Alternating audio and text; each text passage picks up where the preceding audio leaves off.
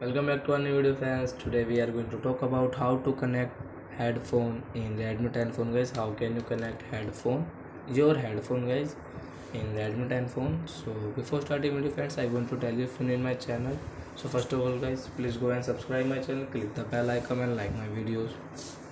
Guys, now time to start video. First of all friends, open your setting app on your Bluetooth and guys on your headphones from this button.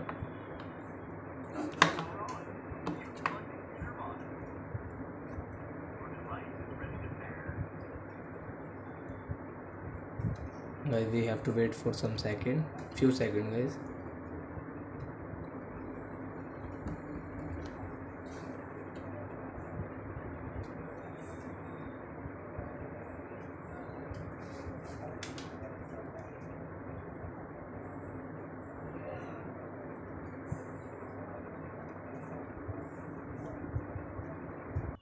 So guys, now you can see my board, oh sorry, my headphone name guys. I want to connect, so guys I will click here, then pair option guys, come back. So guys, now you can see my headphone has connected guys, and now I can use, and guys you can also use your headphone.